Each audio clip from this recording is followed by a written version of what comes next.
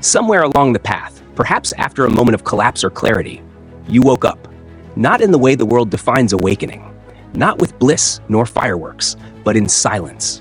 The illusion cracked, the ego slipped. The matrix you once obeyed vanished like smoke, and for a brief moment you felt powerful, free, unburdened. You looked around and saw it clearly, the chasing, the masks, the noise. But then something strange happened. The spark faded. The fire that once moved you dimmed. Life did not feel exciting. It felt distant. And motivation, that old god you used to worship, no longer answered your prayers. It did not happen suddenly. It happened quietly, subtly, like the soul turned down the volume on life and forgot to turn it back up. And now you find yourself in a strange place. You are not depressed, but you are not alive in the same way either. You are drifting, existing in a fog that no one around you seems to understand. You are not failing, but you are not moving. And you ask yourself the question that haunts many who awaken: why do I feel so numb now that I finally see the truth? Carl Jung, the father of analytical psychology, saw this. He did not speak in Instagram affirmations or spiritual trends. He spoke in archetypes, in shadows, in the deep language of the unconscious. He said, "Enlightenment does not come by imagining figures of light, but by making the darkness conscious." That sounds poetic until it happens to you. Because when you truly awaken, you do not become a light being dancing on mountaintops. You become lost. The ego, stripped of its illusions, stands confused and afraid. You see, you did not just lose motivation, you lost your map.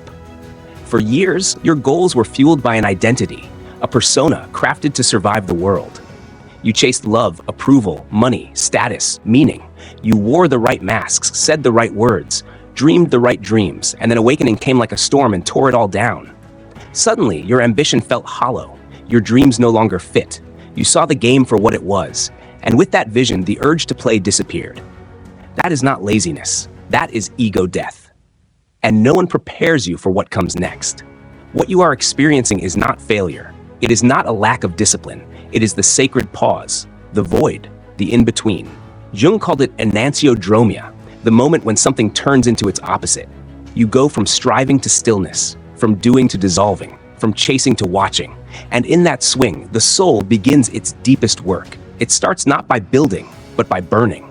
Everything false must fall, even your drive, even your identity, especially the parts of you that lived only to prove something. The world does not understand this phase. It will call you lazy, unfocused, unproductive. It will try to pull you back into noise, but you must protect the stillness. This is the cocoon stage, the moment when the caterpillar becomes goo, not yet a butterfly, no longer a bug, just formless, just unknown. And yes, it feels awful. Because the ego hates uncertainty. It wants to act, label, fix. But the soul whispers, be still, wait, let me rebuild you from the inside. Jung believed this phase was not optional. It was essential. He called it individuation, the process of becoming whole, not just mentally, but spiritually, the integration of all parts, light and shadow, persona and soul. And in this process, the old fire must die so a new one can be born, not the fire of ego, but the quiet flame of authenticity. And when that flame begins to return, it will not look like motivation. It will look like alignment. You will begin to move, not because you must, but because you are pulled. You will create not to impress, but because your soul wants to express. You will say no to the noise and yes to the whisper.